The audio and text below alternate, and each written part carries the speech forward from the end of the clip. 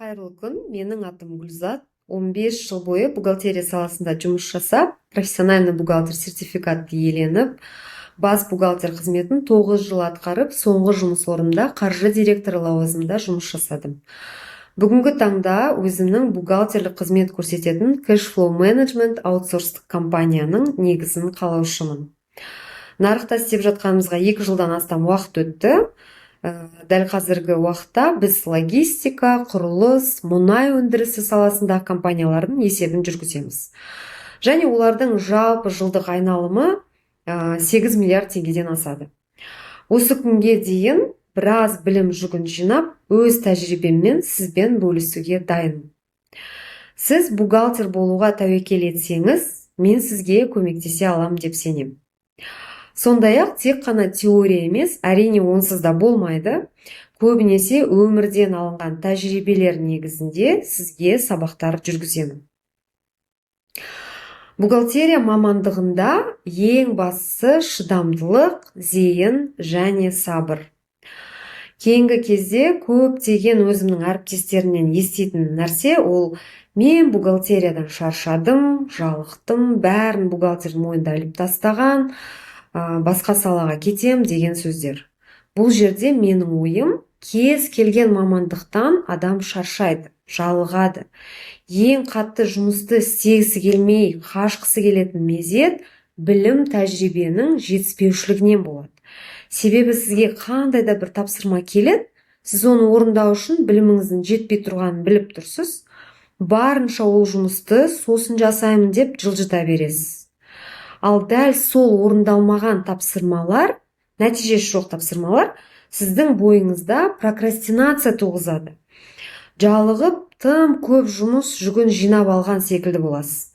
Ал егер де сіз күнделікті бір нәрсе ғана жасап жүрсеңіз, жұмыс орныңызда, оны сіз 5 саусақтай білесіз, білім жеткілікті болып тұр, бірақ бұл жерде де жалықтыңыз. Оның себебі бір орында тұрып қалу, әрі қарай өсуге білімнің жетіспеушілігі. Сондықтан да білім алудан қашпау керек. Керісінше іздену керек, оқу керек, білімге қаражатты аямау керек. Өзім жылдар бойы осы салада жұмыс жасап жүріп, білімі жетіспей жүрген көп бухгалтерлерді көремін. Енді айтарым, менің сабақтарымнан пайдалы ақпарат кеңес алатыныңызға мен сенімдімін. Бухгалтер боламын деп шешсеңіз, мен сізге көмектесе аламын. Бастайық. Бухгалтер болу көп адамдар ойлағандай өте қиын емес. Ең бастысы логикаңыз жақсы жұмыс жасаса болды. Бухгалтерлік есеп дегеніміз не екенін тек бухгалтерларға ғана емес, сондай-ақ қаржы директорларына, кәсіпкерге де білу керек дүние. Сонымен ол не?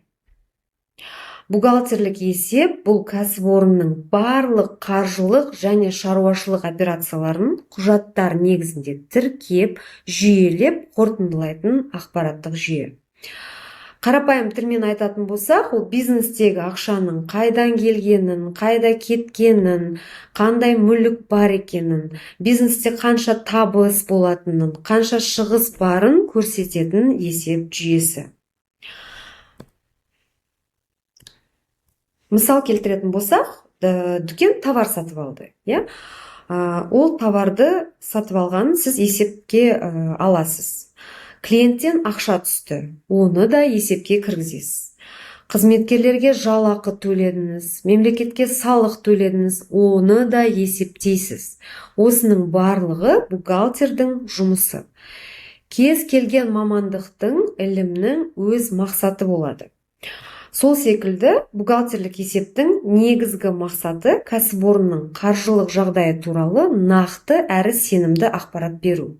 Бұл ақпарат кәсіпкерге, яғни бизнесменге дұрыс шешім қабылдауға көмектеседі. Мемлекетке салықтардың дұрыс есептеліп төленуіне мүмкіндік береді. Қалай бизнесменге шешім қабылдауға көмектеседі? Мысалға алсақ, сізде бір дүкен бар дейік, оның қаржылық жағдайы табысты екенін көрмей тұрып, сіз екінші дүкен ашуға бел буймайсыз әрине. Сол бизнесіңіздің іш құрылысын тану үшін міндетті түрде бухгалтерлік есепке жүгінесіз. Есепті қалай жүргіземіз? бір жүйеде. Бухгалтердің миында мыңдаған операцияны сақтау мүмкін емес. Сондықтан барлық ақпарат арнайы бағдарламада сақталады. Қазақстанда сіздер білесіздер, көбінесе 1С программасы қолданылады. Бухгалтердің міндеті әрбір қолына түскен құжатты сол 1Сте өңдеп, сонымен жұмыс жасау болып табылады. Осы жерде айта кететін нәрсе, ол 1С программасында жалпы оқу барысында естулеріңіз бар, көргендеріңіз бар, амалсыз орысша терминдер қолдануға тура келеді. Себебі ол жерде батырмалар, командалардың бәрі орысша. Енді ауқымды күнделікті өмірде қолданылатын сөздер ғана, ал бірақ барынша бүкіл ақпаратты сіздерге түсінікті қазақша жеткізуге тырысамын. Келесі сабақта кездескенше.